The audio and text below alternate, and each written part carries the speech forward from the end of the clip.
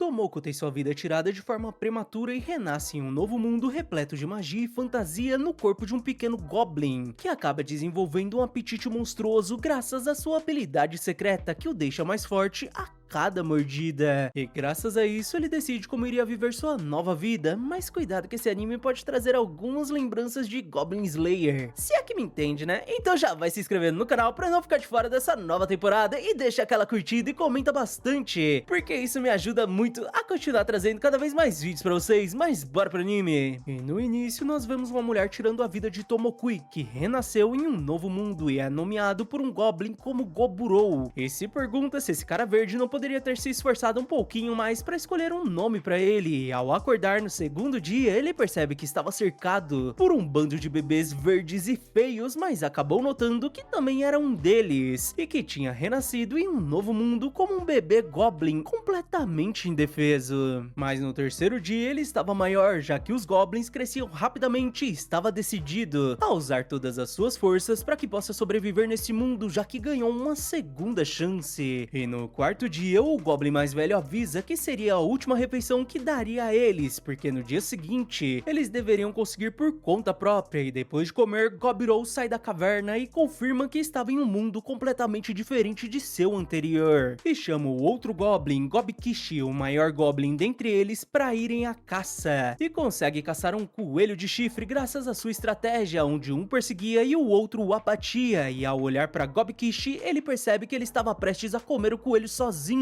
Então explica de forma bem delicada que eles precisavam ser amiguinhos e dividirem a comida. E logo em seguida ele retira o chifre do coelho porque imaginou que podia fazer uma arma com isso, e ao segurá-lo, algo em sua cabeça avisa que ele obteve um chifre de criatura pequeno e se pergunta o que seria isso, mas deixa isso de lado e os dois começam a comer. E no quinto dia eles repetem o processo de caça e graças ao chifre se tornou mais fácil de finalizar o monstro, e ao pegar o chifre a mensagem reaparece e avisa que ele tinha pego um chifre médio, e novamente deixa isso de lado, mas ao comer a carne ele recebe a habilidade evasão e descobre o que estava acontecendo com ele, e se lembra que em sua antiga vida ele tinha nascido com uma habilidade rara chamada absorção, e graças a ela ele podia comer praticamente qualquer coisa como ferro, ouro ou veneno, e tinha a chance de adquirir as características de tudo que comia, e infelizmente parece que perdeu suas outras habilidades. Mas não era um problema, já que teve a sorte de manter esta habilidade, já que neste mundo tinha muitos monstros com poderes incríveis. E no sexto dia, uma Goblin fica impressionada por eles estarem comendo carne de coelho com chifre, já que no dia anterior um deles tinha perdido a vida ao ser espetado por um coelho e se apresenta como Gobimi, e parecia muito interessado em Gobirou, que a chama para caçarem juntos no dia seguinte. Mas infelizmente o dia começa chuvoso e por isso adiam a caça, e Gobirou decide ver o que tinham guardado no armazém e se poderiam fazer uma nova arma com isso, mas fica surpreso com o que encontra e começa a lapidar uma pedra, enquanto pensava no grupo de mulheres humanas que encontrou presa no armazém, e ele até imagina um motivo delas estarem ali, mas preferiu não pensar muito sobre isso. Então o velho chamado Gobidi vai até ele e nota que ele parecia muito motivado e parece que ele podia subir de nível mais rápido do que o esperado, deixando Gobirou confuso, mas Gobidi explica como ele poderia ver seu nível, e Gobirou descobre que estava no nível 86, então o velhinho conta que se ele atingisse o nível 100, poderia evoluir para uma forma avançada, apesar de ser algo muito raro. E Gobirou pensa que os Goblins cresciam tão rápido que esse velhinho tinha apenas 20 e poucos anos, e o velho fala que em breve os Goblins retornariam e ele poderia ver como eram os Whole Goblins evoluídos. Mas no oitavo dia, os três começam sua caçada e Gobumi servia como apoio atacando de longe, Gobirou lutava de médio alcance e Gobukishi era o atacante. Sua nova formação estava funcionando perfeitamente, então eles finalmente começam a comer. E Gobumi fica emocionada porque era a primeira vez que estava comendo carne, mas quando Gobirou morde a cobra, ele ganha as habilidades termografia, veneno, resistência ao veneno, percepção e mal olhado. E com certeza essa cobra seria de um nível bem maior ao deles, deixando seus amigos confusos. Mas Gobro pensa que não se importava com sua nova aparência feia, já que estava decidido a sobreviver neste novo mundo. Então nos dias seguintes eles prepararam seus equipamentos e exploraram uma caverna, o que foi um erro, já que estava repleta de morcegos. E eles tiveram que fugir correndo, e Gobro mandou Gobmi correr na frente, enquanto Gobkishi usava seu escudo, para assim Gobro ativar sua habilidade mal olhado, fazendo os morcegos ficarem paralisados. E graças a isso eles conseguiram muita carne, e Gobro aprende as habilidades ecolocalização, vampirismo e vampiridão, mas enquanto isso um grupo de goblins famintos os observavam. E durante a noite esse grupo tenta atacar Gobro, que deixava sua percepção ativa o tempo todo, então conseguiu reagir e deu uma surra nos 6 goblins, mas um deles acaba perdendo a vida por conta de seu veneno, e Gobmi fica furiosa que o grupo tentou atacar Gobro, que o salva, já que nem tinha se machucado e queria puni-los. E no 13º dia eles encontram um orc vagando pela floresta, e Gobmi inicia o ataque, e Gobro consegue finalizá-lo. E durante o fim da tarde ele admite que ainda estava preocupado com o ataque da noite anterior, e ao comer a carne do orc ele ganha as habilidades libido, linguagem orc, detectar e analisar, e ao terminar de comer ele pede que seus amigos o ajude a carregar o restante, e eles levam até a caverna para que os outros goblins também comam. E pensa que em sua antiga vida ele nunca teria cogitado em ajudar os indefesos desta forma, e talvez não seja apenas sua aparência que tenha mudado. Mas durante a noite as mensagens voltam a aparecer e avisam que os valores de nível excederam, e agora que as condições especiais, instinto de dominação e movimento único foram cumpridas, ele poderia evoluir para Whole Goblin, e pergunta se ele aceitaria a evolução, mas Gobro não entendia o que estava acontecendo e se lembra vagamente de ter apenas escolhido sim e ter voltado a dormir. Mas naquela noite ele também recebeu a bênção grande Deus da conclusão e origem.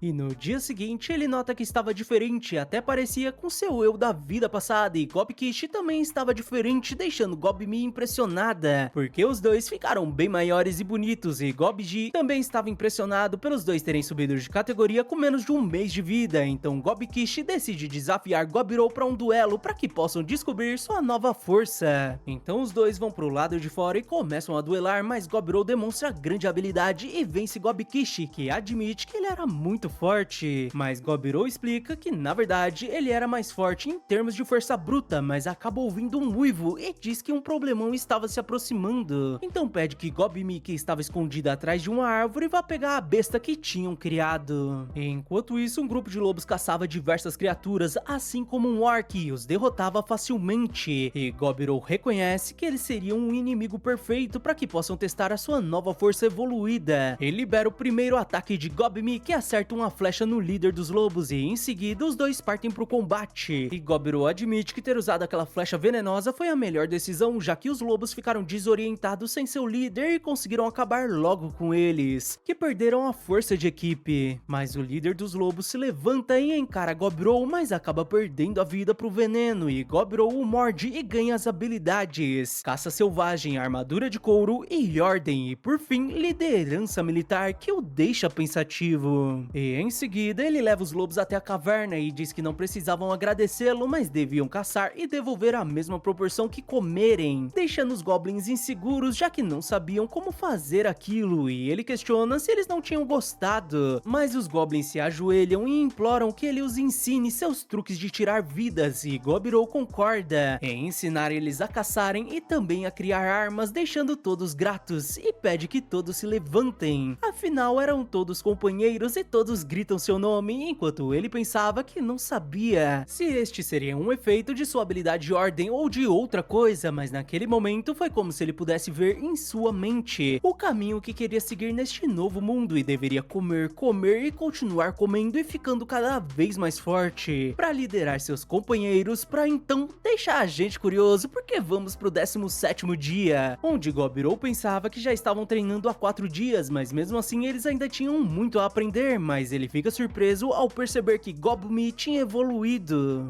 No 17º dia, Gobro e Gobji fazem um funeral para as mulheres humanas que não estavam mais vivas, enquanto Gobro pensava que elas devem ter feito aquilo porque não tinham mais esperança, e após tomarem o veneno, elas perderam a vida durante o sono de forma serena. E dias depois ele começou a treinar os goblins de sua geração enquanto comia inimigos promissores e ganhava novas habilidades, mas certo dia Gobirou nota a presença de alguns goblins e se prepara para o combate, mas Gobidi avisa que eles eram o grupo de incursão e seriam os pais da nova geração. O grupo retorna com vários espólios, incluindo mulheres humanas que chegaram em ótima hora, já que perderam o lote anterior, e enquanto isso, Gobirou pensava sobre o DNA dos goblins, que era tão forte que fazia nascer goblins, mesmo acasalando com outras espécies, e ele até entendia um instinto de reprodução, o que não significava que ele se sentia bem com isso, e por esse motivo ele pergunta se poderia cuidar das mulheres, mas o outro goblin se irrita e questiona quem ele achava que era e não passava de um pirralho que acabou de nascer, fazendo com que todos os goblins se preparem para o combate, mas uma goblin pede que eles se acalmem, já que não queria acabar no meio dessa briga interna, e Gobidi apresenta Hobsato e Hobsei, a maga, e Hobsato sugere um duelo sem armas entre os líderes das duas gerações, e o vencedor se tornaria o líder da aldeia, e os dois concordam com sua ideia. E claro que o antigo líder não tinha nenhuma chance contra Gobirou, deixando Gobidi impressionado que ele estava escondendo essas linhas, mas Gobirou explica que isso era produzido pelo seu próprio corpo como saliva, então não era considerado uma arma, deixando Hobsato e Hobsei impressionadas que alguém assim tenha nascido enquanto estavam fora, e agora Gobirou se torna o líder oficial e leva as mulheres até o armazém, onde diz que avisou a todos que estavam proibidos de colocar as mãos nelas, e ele não pretendia fazer nada além de cuidar delas, e promete que um dia iria devolvê-las a uma cidade humana, o que deixa as garotas curiosas. Elas perguntam o que ele queria em troca, e Gobirou explica que apenas queria o conhecimento humano que elas possuíam, deixando elas emocionadas. E alguns dias depois, Gobirou leva comida para elas e a Ruivo dá bom dia, enquanto ele notava que elas decidiram pensar de forma positiva e descobriu que os humanos tinham uma variedade de ocupações, já que não podiam evoluir como os monstros. E as garotas sabiam diversas coisas, como a mais sossegada, que seria uma ferreira e avaliadora, e as irmãs, onde uma cozinhava e a outra era alfaiate, e a garota de óculos seria uma alquimista, e por fim tinha a garota ruiva, que era corajosa e deveria ser uma guerreira novata. E nos dias seguintes, Gobirou focou nos exercícios em grupo e também ensinou as novas regras, mas em uma noite o antigo líder tentou atacar as humanas e Gobirou conseguiu o deter, deixando as garotas assustadas, enquanto o antigo líder dizia que ele jamais entenderia o doce sabor de uma mulher humana, mas Gobirou bate nele e pede desculpas pras garotas por deixá-las com medo. E em seguida, Gobikit e Gobimi chegam correndo, e Gobirou pede que Gobikit leve eles pro lado de fora, enquanto Gobimi acordava e reunia os outros para que vejam o que ele estava prestes a fazer. E mesmo durante a noite, Gobirou deu uma surra em todos e questionou se todos entenderam as regras da aldeia, deixando todos assustados. E com o amanhecer, o antigo líder que recebeu a pior punição perde a vida. Mas vamos pro dia seguinte, quando Gobirou e seu grupo conseguem caçar um tricórnio que tinha sido um oponente difícil, e graças a isso Gobirou recebe as habilidades escamação, relincho de cavalo escamado, cura acelerada, proficiência em chute, aprimoramento em investimento e por fim estocada tripla, que fazia um único golpe gerar 3 impactos. E naquela noite a garota ruiva vai até sua cama e Gobirou deixa ela dormir com ele, já que a noite anterior deve ter sido muito assustadora, mas ao acordar ele percebe que Gobimi também estava em sua cama e isso explicaria suas dores no braço, já que as duas o usaram como travesseiro. E mais tarde eles ficam surpresos por Gobui, quem carregava seus equipamentos, também ter evoluído, e continuam com os treinamentos, onde Gobikit era o capitão dos guerreiros de proteção pesada e Gobimi comandava a unidade de longo alcance, enquanto Hobsato lidava com o grupo de mobilidade e proteção leve, e Gobui assumiu o grupo de apoio de retaguarda, e Hobsei se tornava a capitã das forças mágicas, mas só tinha ela na unidade, já que era a única maga da aldeia. E naquele dia, Gobirou decidiu deixar o treinamento com eles enquanto se aventurava nas profundezas da floresta para devorar novas presas, e graças a isso ele pôde testar sua magia em um tricórnio, derrotando com um único golpe, o que pode ter o deixado um pouco arrogante, e seguiu para o norte da floresta, onde encontrou um rastro de sangue. Se lembrou de Gobidi os avisando para nunca entrarem nas florestas ao norte, porque ao fundo vivia uma enorme criatura escarlate chamada Urso Vermelho vermelho e agora ele estava diante a carcaça de um tricórnio que possuía uma armadura extremamente resistente, mesmo assim estava destruído. E ao olhar para o lado, Gobirou se depara com o urso vermelho e admite que qualquer pessoa com bom senso já teria corrido, mas ele estava pensando em um plano para derrotar essa coisa e comê-lo, e até seus instintos estavam incentivando a isto, então ele começa seus ataques com uma magia, mas o urso sacrifica sua pata para defender o feitiço, e Gobirou se pergunta se esse seria seu instinto selvagem, então o urso começa seus ataques, e Gobirou nota que essas garras eram um problema, e a armadura de escamas do tricórnio não iria ajudá-lo em nada, então só restava partir para cima do monstro, e ao acertá-lo com seu machado, ele nota que a resistência do monstro era maior do que ele tinha imaginado, e o monstro volta a atacá-lo, mas Gobirou usa suas teias que eram inúteis, já que o monstro as quebra facilmente. E em seguida, o urso começa a cuspir fogo, deixando Gobirou aflito, porque nunca ouviu falar em um urso capaz de cuspir fogo, e com certeza deveria estar uns 2000 graus, mas ele sabia que deveria estar disposto a levar algum dano para fazer o que estava planejando, então ele volta a chamar a atenção do urso, que prepara a próxima rajada de fogo, enquanto Gobirou dizia que até podia ser resistente por fora, e o urso cospe fogo novamente, mas Gobirou cobre seu corpo com magia de água e pergunta como seria por dentro da boca, e usa sua espada para perfurar a boca da criatura enquanto pensava que tinha acabado, mas o monstro reage e dá uma patada no Goblin, que o manda para longe, mas Gobirou amortece o impacto com magia, e pensa que isso seria um empate, agora o urso não poderia cuspir fogo novamente, já que sua lâmina estava cravada na boca do monstro, e admite que ele tinha um baita rugido e a maioria dos seres vivos congelaria ao ouvi-lo, e essa criatura nem ao menos dava um sinal de que iria tombar, enquanto ele perderia a vida se fosse golpeado novamente, já que estava em grande desvantagem, mas Gobirou ainda estava decidido a continuar lutando, porque isso só deixava sua refeição ainda mais saborosa, e parte novamente pro combate, já que queria comê-lo. Ele consegue golpear a criatura, que volta a correr em sua direção, e Gobirou volta a investir contra o monstro, que também o ataca, e Gobirou acaba tendo o braço arrancado. E no outro dia nós vemos o urso derrotado, enquanto sua pata estava cravada no peito de Gobirou, que saiu vitorioso, e com certa dificuldade ele pega a pata do monstro e começa a comê-lo, e ganha as habilidades dano pesado e força avassaladora, mas ele vai ao chão, e antes de desmaiar, uma notificação o avisa sobre os valores de nível terem excedido, e pelas condições especiais terem sido concluídas, ele alcançou o avanço evolutivo para classe rara ogro, e Gobirou apenas se lembra de ter selecionado sim antes de perder a consciência. E no outro dia, Gobirou acorda com fome, mas ele parecia diferente, e ao comer a cabeça do urso, ele recebe as habilidades Urro do Senhor da Montanha, Olhar de Brilho Ameaçador e Tolerância Total, e ele pensa que deveria pegar a pele do urso e se pergunta se a faca sempre foi tão pequena assim, e acaba percebendo que estava diferente, que tinha evoluído e agora era um ogro. E ao retornar para a vila, todos ficam apavorados ao pensar que seria um ataque de ogros, mas Gobmi pergunta se ele seria Gobirou, e ele confirma, deixando todos surpresos, enquanto Gobmi dava um chute em sua canela porque tinha a deixado preocupada, mas a garota acaba sentindo muita dor, e em seguida começam as perguntas sobre o que seria isso em seu braço, e estavam sem acreditar que ele tinha derrotado o urso vermelho, que era capaz de comer até mesmo ogros, se com apenas um mês de vida ele conseguiu derrotar o Senhor das Florestas do Norte e evoluiu para um ogro, e Gobirou apenas pensava que ele tinha conseguido sobreviver e voltou para casa, para esse lugar onde sua segunda vida tinha começado. E ao voltar para a aldeia, Gobmi e a menina ruiva começaram a seguir Gobirou, que foi até o armazém visitar as outras garotas, que ficaram desesperadas ao verem um ogro, mas depois de um tempo ele conseguiu provar quem realmente era, enquanto Gobmi apertava a parte de trás de sua perna, o que ele resolveu ignorar por enquanto, e em seguida Gobirou pediu pra ferreira reparar sua arma, e ela diz que tinha feito uma faca com pedra espiritual, o que Gobirou acha muito interessante, e faz carinho na cabeça da menina, fazendo Gobmi e a ruiva aumentarem a força dos beliscos. E ele continua falando com as garotas e diz que as irmãs se tornariam ótimas esposas, fazendo a ruiva dar pauladas em suas costas, deixando ele sem entender nada, mas mesmo assim ele vai até a alquimista e nota que ela possuía um frasco de veneno, e questiona como ela pretendia usar aquilo, e a menina admite que seria para defesa própria, mas depois depois que percebeu que existiam goblins confiáveis como ele, ela desistiu da ideia de misturá-lo em sua comida e apenas o fez como precaução. Mas ele se desenvolveu tanto que ela nem sabia o que deveria fazer em seguida, então Gobirou levanta a garota e diz que as coisas eram assim, deixando ela envergonhada, mas naquele momento ele sentiu o zero absoluto, e aqueles olhares eram de quem estavam preparadas para tirar sua vida, então no fim, ele precisou de 4 horas para animar as meninas novamente, o que o deixou exausto. E agora que era um ogro, Gobirou não conseguia mais participar do treinamento de combate corpo a corpo, porque seu soco leve quase tirou a vida dos goblins normais e quase arrebentou a armadura de Gobkit, que parecia um pouco diferente, mas depois disso, Gobmi e Hobsato foram caçar juntas e Gobui se entregou ao seu hobby de cavar em busca de pedras espirituais, e a garota ruiva se dedicou no treinamento enquanto Gobirou conversava com a maga, e graças ao slime que tinha comido, ele continuava hábil mesmo sem um dos braços. E ele pergunta se Hobsei sabia se estava tudo bem com Gobkit, e ela responde que isso iria depender do quanto ele iria se esforçar a partir de agora, e Gobdi admite que esse era o dia mais relaxante que tiveram em muito tempo. Mas no dia seguinte, Gobui corre desesperadamente com a Carbúnculo extremamente ferida nos braços e pede a ajuda de Gobirou, que começa a curá-la. E depois de um tempo, a Carbúnculo acorda desorientada e eles explicaram a situação, e ela se apresentou como Returner e contou que tinha sido atacada por humanos, fazendo Gobirou se lembrar que a pedra preciosa na testa de um Carbúnculo era extremamente valiosa, então provavelmente esse teria sido o motivo do ataque. E Returner pede desculpas, mas tinha um pedido inapropriado a fazer e implora que eles a ajudem a expulsar esses aventureiros, já que não a restava muito tempo de vida, e revela que na verdade ela foi criada de forma artificial pelo lendário mago Velvet, e agora ela guardava seu tesouro secreto, mas seu núcleo foi gravemente danificado, e o tesouro de seu mestre possuía diversos itens de classe lendária que ele acumulou durante a vida, e ela preferia dar o tesouro a eles antes que os humanos o roubem, já que Velvet detestava os humanos, e Gobirou decide ajudá-la. Então pede que chamem os outros goblins e que a ferreira o entregue aquela faca que tinha criado, porque assim ele iria parecer mais selvagem do que se aparecesse de mãos vazias. E diz que sabia o que elas estavam pensando, mas não precisavam se preocupar, já que ele não pretendia tirar a vida dos humanos, e seu trabalho era apenas expulsá-los, então iria usar a força apenas se nada desse certo. E em seguida eles vão pro buraco que Gobui tinha cavado e ficam impressionados com o que ela tinha feito, mas agora Gobirou decide ir sozinho até os humanos para tentar convencê-los, mas os humanos se perguntam qual era o problema desse lugar que tinha até mesmo uma variação de ogro, e Gobirou pensa que não era uma variação e sim uma espécie rara e seguro golpe do humano que usava ocultação, deixando todos surpresos. E Gobirou avisa que eles estavam na casa de alguém e estavam invadindo e destruindo os moradores, e também queriam pegar o tesouro, o que era muito errado, fazendo um dos aventureiros questionar como um ogro imundo podia falar a linguagem humana, e Gobirou diz que eles estavam com sorte, já que ele era do tipo bonzinho, mas os humanos mandam ele se calar e o atacam, enquanto Gobirou insistia, dizendo que se eles recuassem, ele iria deixá-los escapar, e nota que os 3 da retaguarda possuíam itens mágicos de alta qualidade, mas mesmo assim pareciam desajeitados, então algo devia estar errado e deviam estar confiantes na força que vinha com o nível e a classe, mas deixaram de lado a habilidade essencial, e um dos magos o atinge com um relâmpago na cabeça, deixando todos confiantes que esse seria o fim do ogro, mas Gobirou continuava em pé e isso apenas o deixou mais irritado, fazendo os aventureiros ficarem apavorados porque ele tinha resistido a uma magia de nível 3 e Gobirou usa uma magia para prendê-los no chão, enquanto dizia que eles esgotaram sua paciência e os goblins os atacam e acabam com os humanos, e depois de arrancar tudo dos aventureiros, eles dividiram e os devoraram, e Gobirou ganhou diversas habilidades, e parece que eles eram aventureiros de alto nível entre os humanos, já que carregavam alguns itens valiosos, e claro que Gobirou também os devorou, e ganhou as habilidades aprimoradas de ocultação do próprio status e caixa de itens que criava um baú mágico. E depois de cumprir sua parte do acordo, Return os levou até a sala do tesouro, e após agradecê-los, ela apresentou seu mestre, que com certeza devia estar feliz e era alguém extremamente talentoso quando se tratava de lidar com espíritos da natureza, então com certeza eles poderiam extrair uma grande variedade de pedras espirituais deste lugar, mas agora tinha chego sua hora e deseja que Gobirou fique bem, e ao partir ela deixa sua pedra preciosa que Gobirou come e ganha a habilidade Regra de Ouro. E Gobkit fica preocupado com Gobui, que diz que estava tudo bem e fica feliz por ele ter se preocupado com ela. Mas depois disso, eles fizeram uma oração por Returner e colocaram todos os tesouros na caixa de itens. E depois de esvaziarem a sala, Gobirou decidiu cremar Velvet, porque seria desonroso deixá-lo daquela maneira. Mas sua manopla permaneceu intacta e Gobirou decidiu colocá-la e ela se prendeu em seu braço com vários fios. E se encaixou perfeitamente, como se sempre tivesse sido o seu braço. E esse artefato de classe lendária possui as habilidades Destruidor de Armadura, Destruidor de Magia, Evolução Própria e Ressonância Elemental. E podia ser girado e transformado no que quisesse, além de produzir veneno e fios. E depois da missão eles tiveram um mega banquete. No dia seguinte eles avaliaram os itens lendários e quase todos eram incríveis. Então Gobirou distribuiu os itens entre os 15 Hobgoblins e ele ficou com uma lança longa e a pulseira mágica, e contando com um braço estava com 3 itens lendários que perdia apenas para a classe fantasma no nível de categorias de artefatos. E no dia 40 eles fizeram um duelo para escolher outro líder entre os Hobgoblins e Gobirou decidiu criar um grupo de mercenários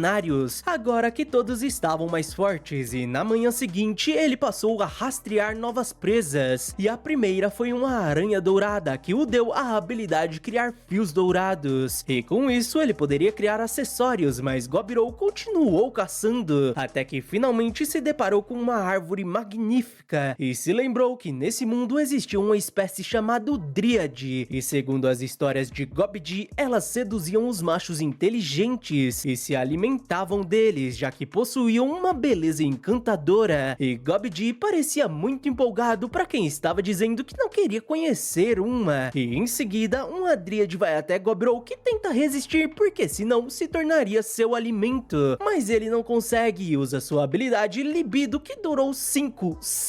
horas, e depois de se despedir, ele foi se limpar na cachoeira onde foi atacado por homens lagartos, e continuou sua caçada, até que retornou no dia seguinte e descobriu que 2 goblins poderiam se tornar magos e os deixou com Hobsei, que estranhamente ficou muito feliz. Mas Gobirou ficou arrepiado com seu sorriso e foi até a ferreira testar sua habilidade encantamento, mas a menina parecia irritada. E no dia seguinte Gobmi também estava estranha e como não sabia o que estava acontecendo, ele perguntou aos outros que não sabiam, apesar de Gobui aconselhar que ele pergunte ao seu próprio coração, e Hobsato e Hobsei apenas aconselharam que ele pense nisso sozinho, e Hobsato tinha inveja dessa juventude, o que ele não entendeu muito bem. Então foi até a menina ruiva que também estava bolada, e isso também incluía as irmãs da cozinha que prepararam alguns pratos bem duvidosos, restando apenas a alquimista que diz que ele tentava estar presente para todas, mas era bem lerdo, já que todas estavam assim porque estavam com ciúmes, o que o deixa em choque, enquanto ela dizia que era por conta de seu encontro secreto com alguém de fora, e pergunta se ele realmente não tinha percebido os vários chupões em seu pescoço, e ele reconhece que a Dríade era uma mulher assustadora, mas pelo menos agora as coisas estavam esclarecidas, e se pergunta o que devia fazer, mas a menina admite que entendia como elas estavam se sentindo e dá um beijo em sua bochecha, e diz que era isso que ela também sentia, e pergunta se ele aceitava, deixando Gobirou surpreso porque não esperava algo assim dela. Em termos pessoais, ele estava muito feliz com isso, mas atrás dele surge Gobmi, extremamente bolada, questionando se tinham perdido a vergonha, e não iria perdoá-los, já que ela também queria, e ele devia fazer o mesmo com ela. E logo em seguida chegam as outras garotas que não queriam ficar para trás, afinal elas pensavam a mesma coisa e também queriam o tratamento especial. E bom, bora para uma combinação de habilidades habilidades que quem entender, entendeu, quem não entendeu que continue assim, mas vamos lá. Produção de fios dourados, manipulação atmosférica, metamorfose, manipulação de fluidos corporais, libido, vampirismo, penetração potencializada e por fim, estocada tripla. A habilidade de percepção de Gobirou continuava evoluindo e agora ele consegue identificar o nome e a força da criatura caso já tenha visto sua espécie, e nota algo se aproximando e ao sair da caverna ele se depara com um elfo que questiona como um mero goblin ousava deixar um nobre elfo aguardando e deveriam ser gratos a eles, fazendo Gobirou perceber que ele falava de forma arrogante, mas de forma resumida ele disse que os humanos estavam de olho no tesouro secreto dos elfos e iriam atacar em breve e queria a ajuda deles em troca de uma recompensa justa, e Gobdi estava empolgado com essa oferta irrecusável de comida por vários meses, mas Gobirou recusa, deixando todos surpresos, enquanto ele dizia que não se importava com a situação deles e se quiserem pedir algo deveriam mostrar respeito. Então o elfo se prepara para atacá-lo, mas Gobirou usa uma habilidade e os deixa apavorados e manda o elfo ordenar que sua escolta escondida nos arbustos abaixem os arcos, senão ele iria arrancar sua cabeça fora, mas o elfo dispara uma flecha contra ele, que quebra com uma mordida, e o elfo manda todos saírem de seus esconderijos. Então Gobirou retira sua lança do baú e diz que estava rejeitando seu pedido porque não estava com vontade de ajudá-lo, mas se os humanos aparecerem causando estragos, ele iria lutar com todo prazer, já que também era um morador da floresta, e ao bater sua lança no chão surgem diversas lanças. E ele diz que não sabia como funcionava, mas ao batê-la no chão surgiam diversas lanças que eram disparadas continuamente em um raio de 100 metros e os coloca para correr enquanto pensava que não iria vê-los novamente tão cedo. No dia seguinte, Gobirou caçou alguns slimes cinzas e adquiriu algumas habilidades, dentre elas o criador de dublê próprio, e ao testá-la, pingando uma gota de seu sangue, nasce um mini Gobirou e o deixa surpreso ao perceber que eles podiam compartilhar o mesmo campo de visão, o que faz ele ter uma ideia, e ele cria roupas de tecido para as garotas que foram imbuídas com seu dublê e poderiam ser usadas como rádio de emergência. E no dia seguinte os elfos retornaram, mas o urro de Gobirou os deixa paralisados e Gobirou os prende com sua teia e questiona o motivo de terem voltado. E o elfo responde que seu comportamento bárbaro manchou seu orgulho e pergunta quem ele achava que era e merecia perder sua vida por seu comportamento hostil, mas as elfas pedem desculpas por isso, já que foram obrigadas a retornar. Então Gobirou acaba tendo uma ideia e diz que eles deviam considerar que seu líder não estava mais vivo e os restantes iriam competir contra o seu povo, e quem ganhar iria continuar vivo, e dos 23 elfos, apenas os 6 homens perderam, já que de certa forma, Gobirou manipulou a formação dos adversários porque não queria eliminar as mulheres bonitas, e diz que o time vencedor devia entregar seus equipamentos e itens mágicos porque agora seriam seus prisioneiros. E em seguida chega Gobdi animado com as belas elfas, mas Gobirou proíbe ele de encostar nas garotas, e o velho decide obedecê-lo porque tinha que dar um bom exemplo aos jovens, apesar de às vezes dar vontade de balançar os quadris, mas eles deixam isso de lado e Gobirou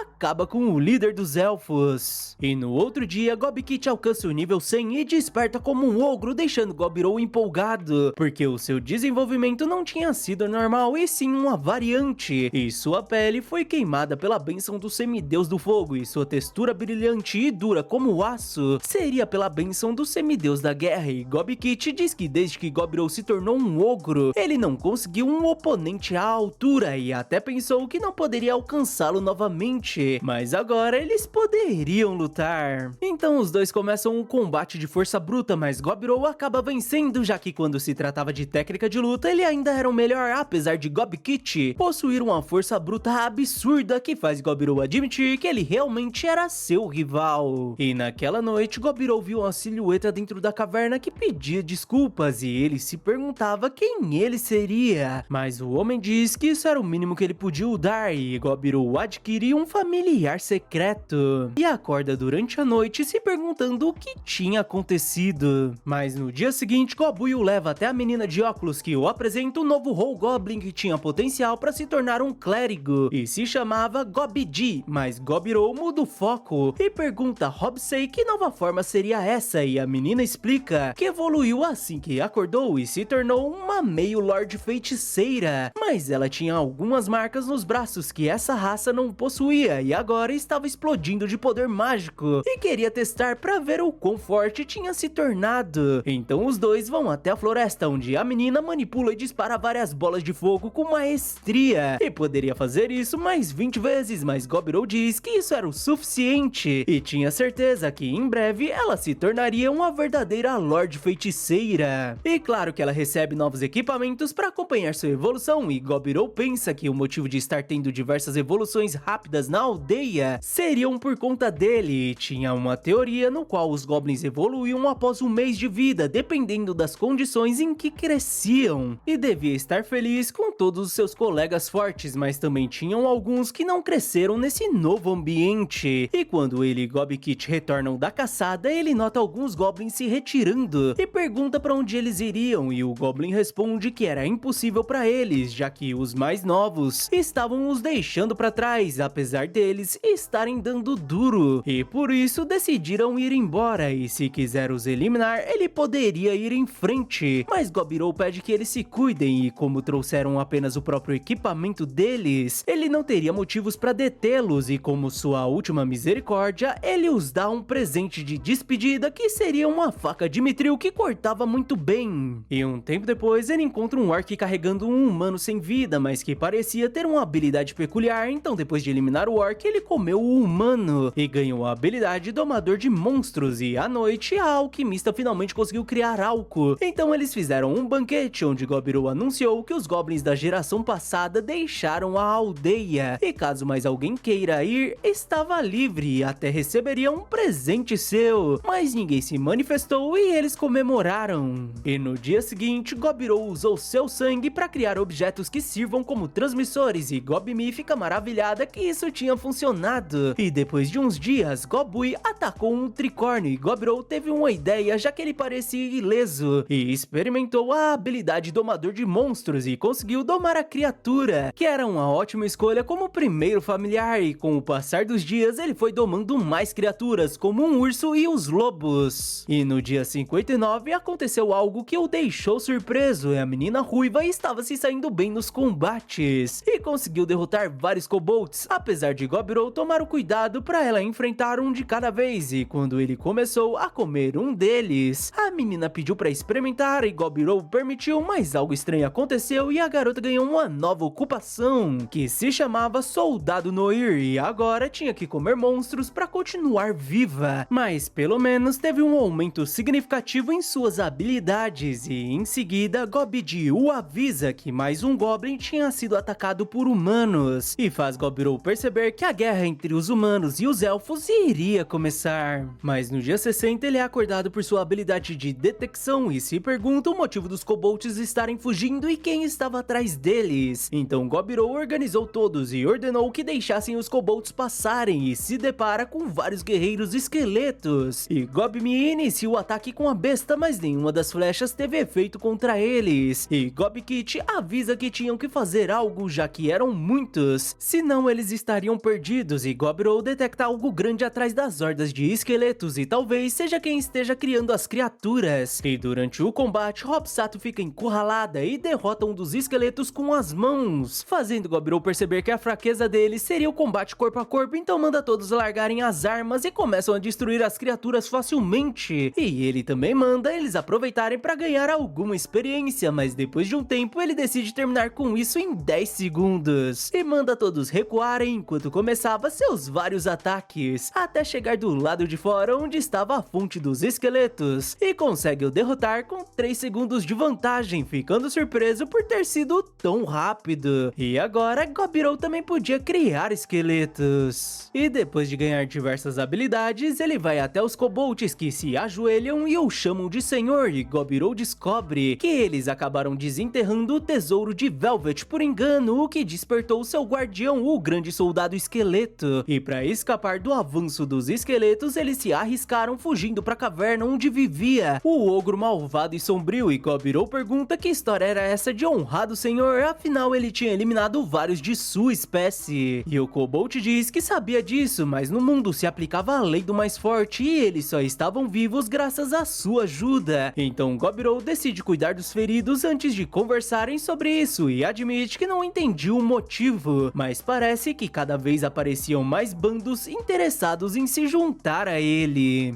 E no dia seguinte, Gobirou e Gobkit foram à caça, mas encontraram 12 humanos na floresta que estavam escondidos. E com uma escuta, Gobirou descobriu que eles estavam ali para raptar a filha do chefe elfo, que estava retornando de algum festival, e também descobriram que alguém entre os elfos tinha vazado essa informação, e durante a noite os humanos iniciaram o ataque e deixaram apenas a princesa viva, enquanto Gobirou pensava que iria se sentir mal se abandonasse a garota, então decidiu agir e conseguiu salvar a princesa e capturar os humanos. Depois de capturar os humanos, Gobirou descobriu que eles iriam atacar em 20 dias, e claro que ele comeu todos e adquiriu várias habilidades. E assim que a princesa acordou, ela se assustou ao ver Gobirou, que ficou surpreso por ela ter asas, já que os outros elfos não possuíam, e a garota questiona que lugar era esse e onde estavam seus guardas e se ele iria roubar sua castidade. Mas Gobirou explica tudo e ela pede desculpas por antes, mas a menina começa a chorar por ele não ter salvo os outros. Mas Gobirou responde que essa briga entre eles e os humanos não era problema de seu grupo, e além disso, ela tinha algo pior para se preocupar, já que havia um traidor entre eles, fazendo a menina chorar ainda mais. Mas Gobirou pede que ela tenha calma, já que a levaria para casa no dia seguinte. E durante a noite, Gobdi estava muito animado por ter uma bela elfa com eles e queria dar uma provadinha na garota, mas Gobirou não deixa ele encostar nela. E no dia seguinte, eles levam a menina para casa e Gobirou pergunta o que eram aquelas asas que ela tinha, e a menina explica que isso era algo da evolução dos elfos, que se tornaram alto-elfos e podiam voar com essas asas, mas não eram feitas para serem mostradas para as pessoas, mas como elas ainda eram inexperientes, elas acabavam aparecendo de vez em quando. E depois de 3 horas, eles chegam na aldeia, onde Gobirou percebe que mais de 25 elfos estavam apontando flechas de mitril para eles, mas a princesa ordena que eles abaixem seus arcos, porque eles tinham salvo sua vida. E depois de um tempo, eles foram autorizados a entrarem na aldeia e foram até o líder, que os agradece por ter salvo sua filha. Mas Gobirou diz que não tinha feito isso apenas por bondade e pensa que queria saber o quanto essa criança significava para ele, já que seria uma boa chance de entender seus pensamentos. E o líder pede que tragam a recompensa, que seria um item mágico e o tesouro da família, que se chamava Arco de Precisão Absoluta, deixando a princesa surpresa. Mas ele diz que ela voltou em segurança para ele, o que não valia nada menos que isso, e Gobirou pede desculpas por testá-lo, e para compensar, ele tinha algumas informações que seriam úteis para ele, o que deixa o líder contente, então ele decide dar uma grande quantidade de equipamentos de mitril para eles, e Gobirou deu algumas facas de pedras espirituais e itens mágicos, selando um acordo entre os dois. Mas o líder pergunta se ele sabia algo sobre um grupo de guerreiros de elite deles que desapareceu há alguns dias, mas claro que Gobirou responde que não fazia ideia, então na despedida o líder deu alguns remédios e bebidas para eles, o que deixou Gobirou muito empolgado e até oferece um desconto de amigo caso ele precise de algum serviço.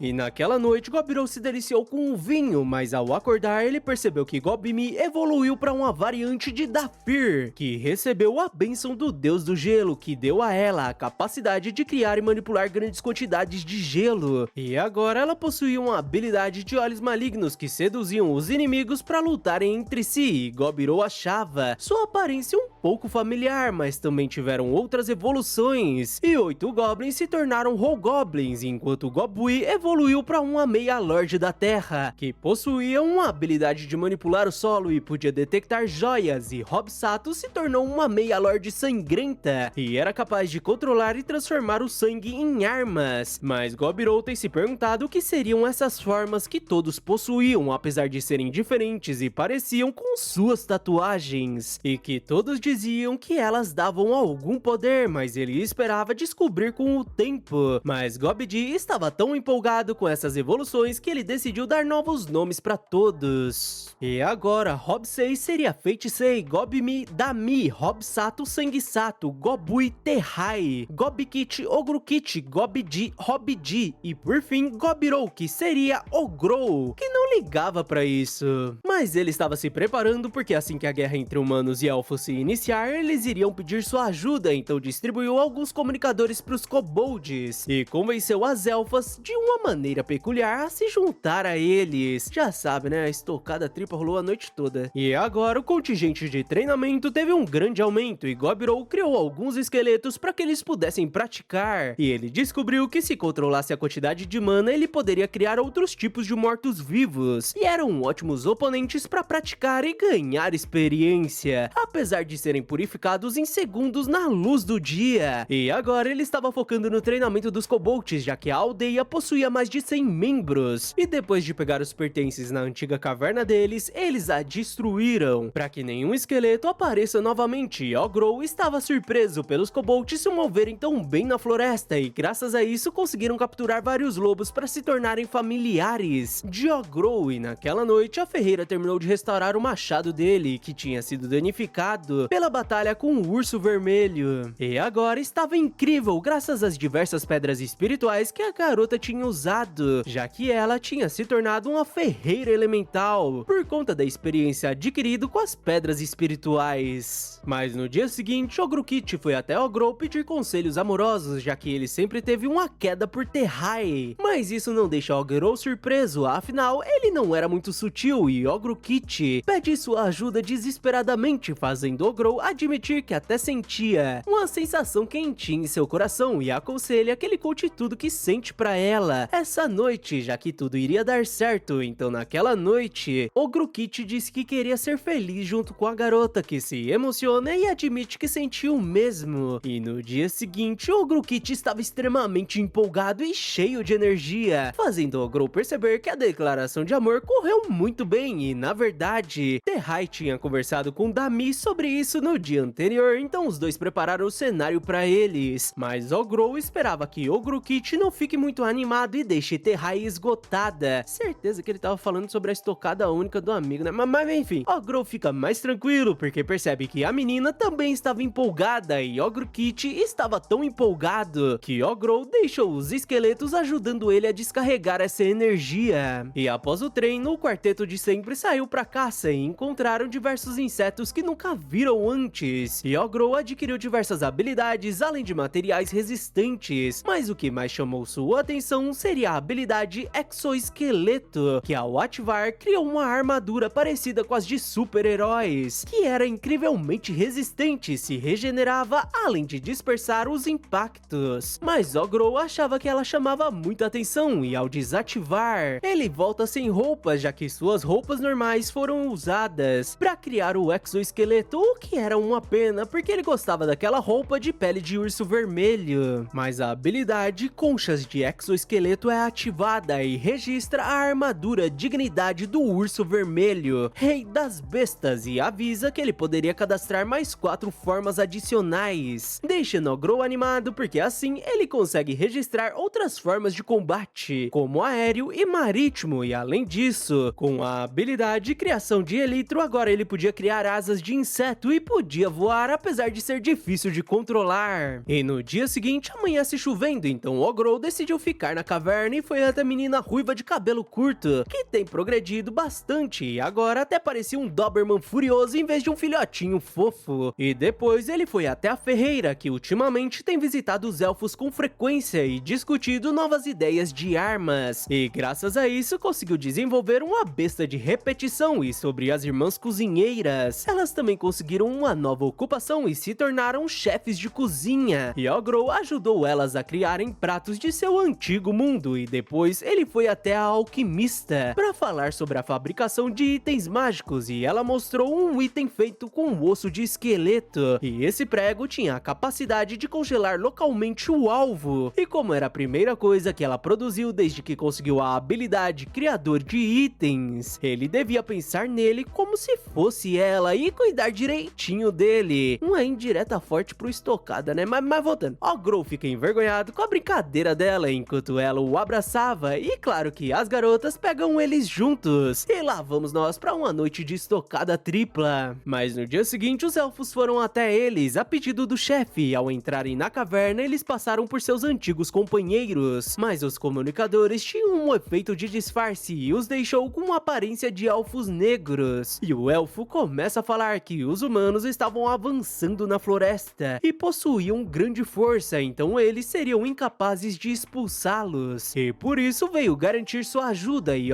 Grow pergunta o que tinha acontecido com a força de elite deles, mas o elfo responde que o líder pediu para considerá-los sem vida e continua falando que o chefe queria que o inimigo fosse completamente derrotado. Então não importava qual seria o seu preço, mas o pacto seria considerado nulo caso eles desistam. E Ogrou aceita humildemente o trabalho e agora teriam liberdade para agir e dar um item pro elfo para que ele entregue ao chefe, porque assim ele poderia se comunicar com eles. E depois de se despedirem, Ogrou coloca seus mini-clones para explorarem a floresta, já que a informação era uma arma crucial. Afinal, se quiser paz, você teria que estar preparado para a guerra e por isso manda todos se reunirem, porque era a hora de colocarem em prática tudo que treinaram e a partir de hoje, eles seriam um grupo de mercenários que seriam uma força de guerreiros profissionais, deixando todos empolgados enquanto Ogrou dizia que iriam se chamar Parabellum e todos deviam estar preparados para o primeiro grande trabalho, deixando todos em frenesi. No dia seguinte, Ogrou e seu grupo iniciaram a missão com um avanço silencioso pela floresta graças a uma magia de feitiçei rumo ao acampamento dos humanos, que foi encontrado pelos seus clones, mas o acampamento possuía uma barreira mágica que impede a invasão de monstros de nível inferior ao usuário que lançou a magia. Então Ogrou ordena que todos cerquem a barreira para que possam derrubá-la e com todos em posição, ele deu o primeiro ataque que derrubou a barreira e deixou os humanos em alerta, mas Terrai os aprisionou com sua habilidade, enquanto Dami e Feitiçei atacavam simultaneamente com suas magias. E para ajudar, Ogrou invocou um exército de esqueletos, além de disparar lanças de forma contínua para eliminar os soldados comuns, mas claro que eles não iriam cair apenas com isso. E a comandante chama a atenção de Ogrou, que decide cumprimentá-los com seu urro, fazendo a garota notar que ele quem era o líder do exército, então ela decide cuidar dele e avança rapidamente pelo campo de batalha, deixando Ogrou impressionado com sua habilidade de avaliar a situação, mas quando a garota vai atacá-lo, ela é lançada para longe. Ogrou diz que ela podia ser útil para ele, então iria deixá-las vivas, mas a garota estava decidida a eliminá-lo, o que deixa Ogrou ainda mais interessado nela, e ela responde que se ele a quisesse, teria que mostrar sua força, e se caso a derrote, ela iria aceitar tudo que virá em seguida. Então Ogrou decide deixar a cavaleira, o mago e a sacerdotisa vivos, além da espadachim com espada flamejante, e o decorrer da batalha se resume a uma humilhação unilateral, onde os humanos não tiveram a mínima chance e os olhos amaldiçoados de Dami foram realmente assustadores. Nenhum dos monstros se feriu durante o combate e apenas a espada da cavaleira conseguiu acertar Gobirou uma única vez, apesar de não lhe causar danos, mas isso deixou impressionado já que ela lutava muito bem, e enquanto isso o mago invocava um feitiço poderoso, que deixa a Feiticeira impressionada, já que seria difícil até mesmo para Ogrou resistir a um ataque direto desta magia nível 5, e a cavaleira estava disposta a ser levada junto para que o ogro seja atingido, mas Ogrou afasta a cavaleira, afinal não iria deixá-la perder a vida, então ele ativa a proteção tripla para que o dragão não consiga atingi-lo e graças a isso eles conseguem uma vitória completa, além de conseguirem guerreiros talentosos como prisioneiros, e claro que Ogrou conseguiu dezenas de habilidades novas. E depois do combate, o chefe dos elfos foi visitá-los e trouxe bebida para comemorarem, e depois de alguns dias, Ogrou foi até suas prisioneiras convencê-las a trabalhar com ele, em uma noite de muitos gritos, mas não gritos de dor, se é que me entende. E graças aos acessórios que ele tinha criado, os humanos não poderiam mais mentir ou esconder informações, e esse interrogatório tinha sido um pedido do chefe dos elfos, porque ele sabia que não poderia depender apenas deles, já que não seria bom para a moral de seu povo, então queria que ele passasse informações dos prisioneiros ao seu povo, e claro que em troca ele daria 10 barris de bebidas para ele, que fica muito empolgado. E mais tarde, Ogrou contatou o elfo e disse que os humanos revelaram a rota das tropas principais, então eles iriam armar uma emboscada, já que os humanos estavam planejando usar a força de suas tropas se aproximando por várias direções ao mesmo tempo. Apesar de ser uma péssima ideia dividir as forças, mas eles não tiveram alternativa, já que as trilhas da floresta eram muito estreitas. Então no dia seguinte eles foram até a rota de invasão e montaram diversas armadilhas atrás da tropa principal, que possuía cerca de 500 homens, liderados por um cavaleiro de armadura ferro puro e se os elfos tivessem os enfrentado, teria sido uma batalha difícil, mas não era um problema para Ogrol, já que eles estavam preparados e iniciaram a emboscada, impedindo que eles recuem, cortando as árvores atrás deles, para em seguida rolarem as rochas fortalecidas por encantamentos e assim fazendo restar 300 homens. Mas o esquadrão à distância e os goblins escondidos nas valas também atacaram e reduziram o inimigo para 100. Mas o cavaleiro comandante ordenou que eles erguessem uma barreira e Ogrol percebeu que ele era bem competente, já que obrigou eles a mudarem de estratégia. Então Ogrol pediu que Ogrokit pegasse o comandante vivo e como tinham 3 hobgoblins para cada humano, eles não tiveram a mínima chance e Ogrokit começou o combate contra o humano, que se saiu muito bem e Ogrokit até se divertiu lutando contra ele. E com mais uma vitória, Ogrol conseguiu diversas habilidades e no outro dia os prisioneiros se perguntavam quem era aquele ogro que poupou suas vidas e os jogou nesse buraco, mas o comandante manda eles pararem com isso.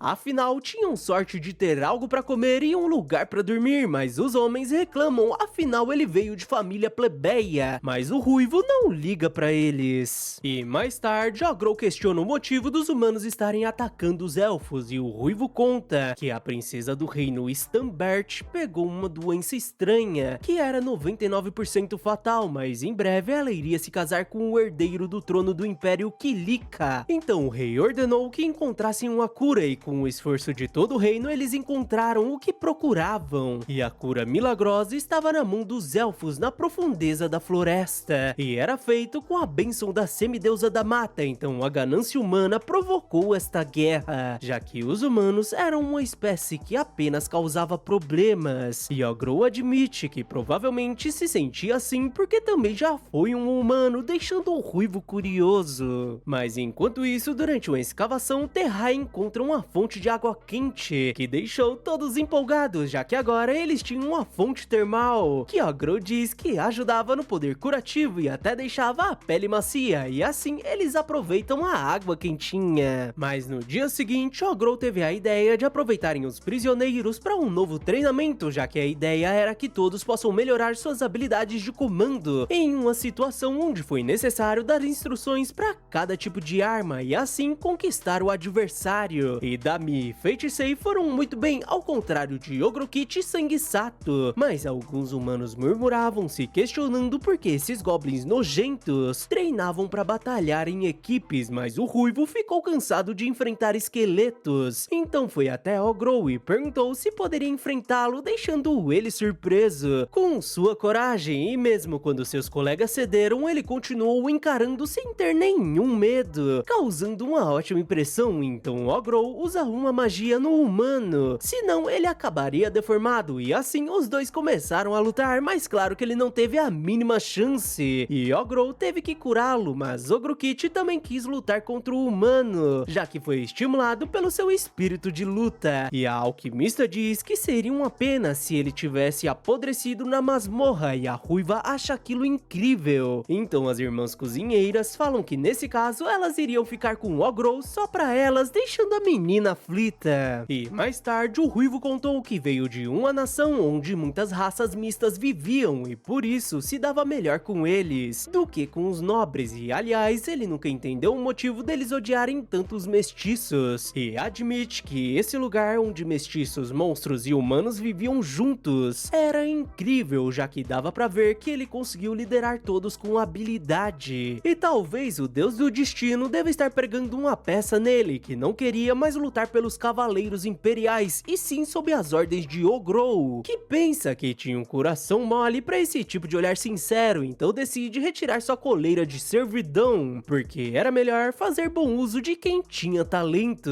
e levou a garota ruiva até ele, porque a partir de agora ele seria seu mestre, e ela teria que aprender com ele a arte e as habilidades que apenas os humanos possuíam. Mas no outro dia, Ogrol levou alguns humanos até os elfos, porque eles não se tornavam mais habilidosos e acabaram se tornando um fardo. Então o líder elfo decide aceitá-los e Ogrol pergunta se ele podia falar sobre a cura milagrosa que os humanos tanto desejavam. E o líder diz que seria a poção que tinham dado anteriormente, mas Ogrol não pediu detalhes. Apesar apesar dela parecer forte o suficiente para curar quase todas as doenças, e pergunta por que tinham dado algo tão valioso, e o líder responde que não era nada demais, já que a lei deles apenas os proibiam de entregá-la aos humanos, mas não ao ogro que salvou sua filha. Então Ogrou decide tomá-la e adquire a habilidade regeneração rápida e poção secreta de sangue, deixando o ogro curioso.